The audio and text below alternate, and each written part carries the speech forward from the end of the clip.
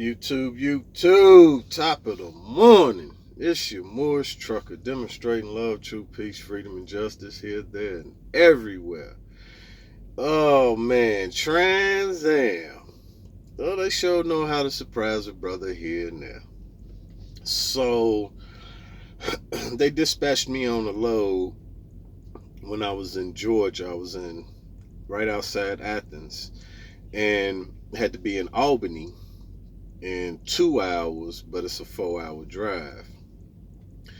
So when I got there, the shipper was like, I told him if you couldn't be here by 12, it was a no go. And I ended up getting there at 2. So I called them like, hey man, what's going on? Who gonna pay for these 200 miles I just drove? They like, don't worry about it. We'll get back with you.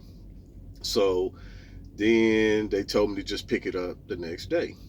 You know what I mean? I was a little upset. My clock was kind of out of whack and I ain't getting no driving time because if you use up your duty time, your clock time still runs, your 70-hour cycle. So, but I just to the point now where, like I say, I'm 5 weeks left in the lease. Complaining ain't gonna do nothing. It ain't gonna change nothing but my blood pressure. So, So yesterday, the Northeast Regional Director calls me. He says, man, hey, listen, we sorry about what happened. We'll try to fix things and make that better. We'll give you pay for overlay. I said, oh, wow.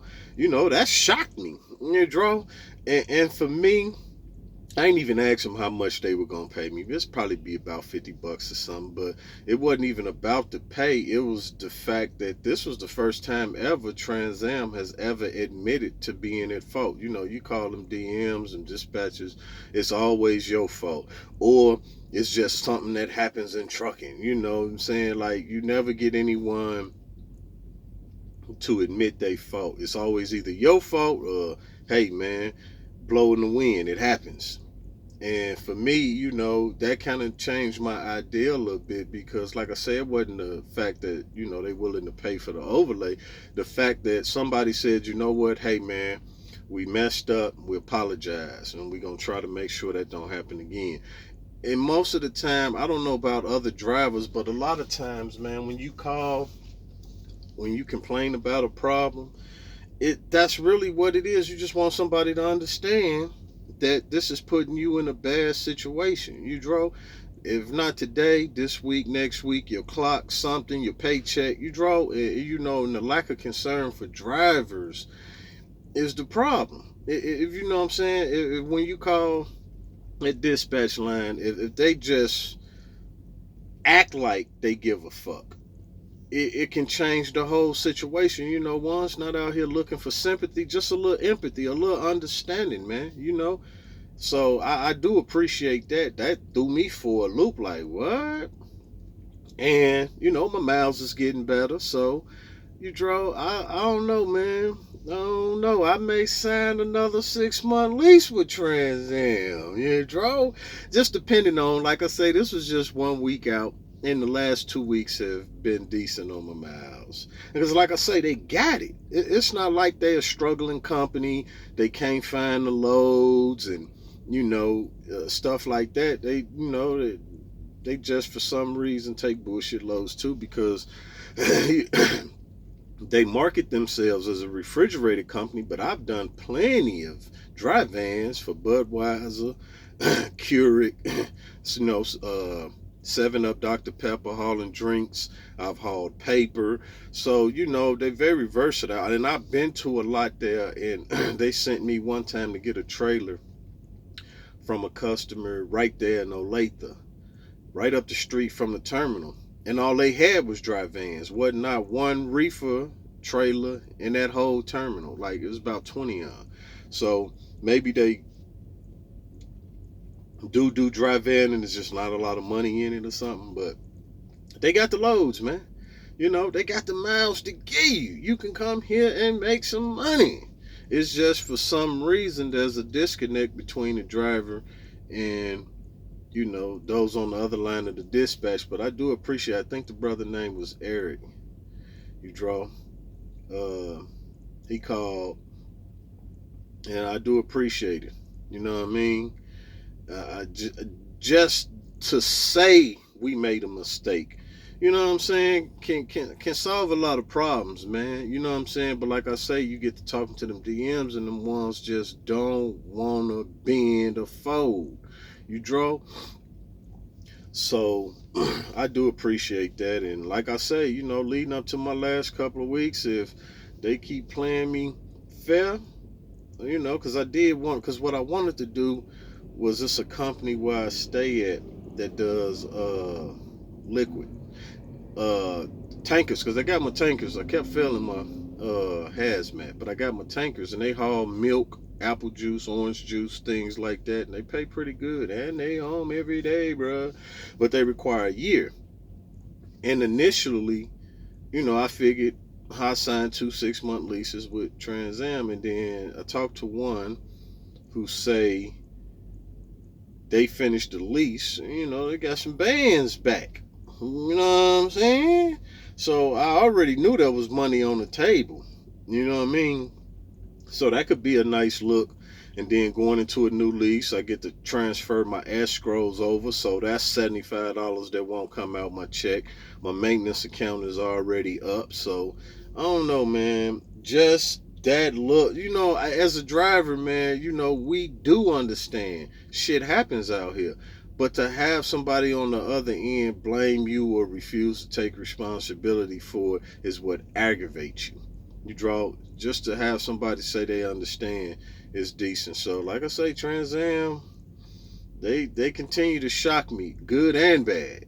So, just like I'm gonna sit here and tell you the bad shit about them, I'm gonna sit here and I'm gonna tell you the good things too, man. I'm not totally biased against them. And like I say, a lot of people have to come to Trans Am.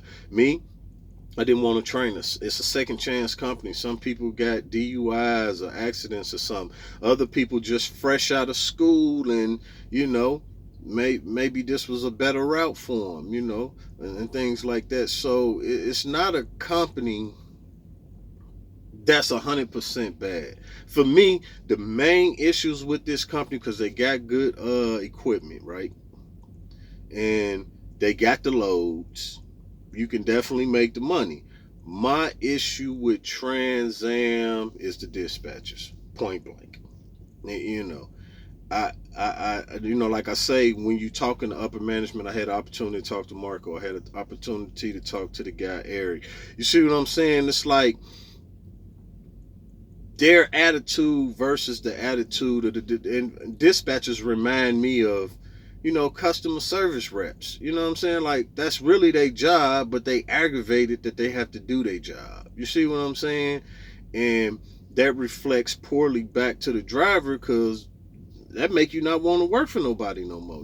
This is a dangerous job out here, man. You can get into accidents, and most times, with these trucks, accidents turn into turnovers. It's not just a bam bam, So, you can really get hurt out here. You draw?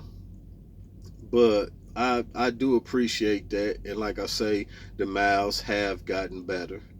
I try my best not to call dispatch for nothing, especially this late in the game for me, because I'm just like, nothing's gonna change but my blood pressure. You draw, you call, complain, they gonna sing you a song and dance, which would be okay if they did it with some finesse. You know what I'm saying? Like, I just honestly feel like they shouldn't be in that position if they never drove a truck before. Because if they drove a truck before, they could be a little bit more understanding about what you're going through. But if they don't know what you're going through, they just trying to hurry up and get you off the call and get to the next person, and then get them off the call and get to the next person without really solving any problems. But yeah, I do appreciate that. That was a good look. Like I say, I don't even know what they're gonna give me, but the fact that they offered to pay and apologize, and we're gonna make sure that don't happen again. A lot of times when I call, that be my main thing. I know there's nothing they gonna be able to do about it. I just need to make sure that somebody understand that this can't continue to happen. That be my problem when you can't really get someone to be like, okay, we'll see what we can do and make sure you're not in that position again. It's like, oh well, man, things happen in trucking. Like, grow up and you know what I'm saying? Like they really get nasty, and I'm willing to bet 90% of the reasons why drivers quit at Trans Am has to be because of dispatch. I'm willing to bet it. Another 10% may be terminations, but I'm willing to bet 90% of drivers walk away from this company after 2-3 minute conversation with the dispatchers. You draw? But yeah, man, I just wanted to put that out there. Like, that was a good look, and it made me feel better. About I'm out here 7 days a week, man, getting product from here and there. You draw, a little appreciation goes a long way. So yeah, man. Peace and love.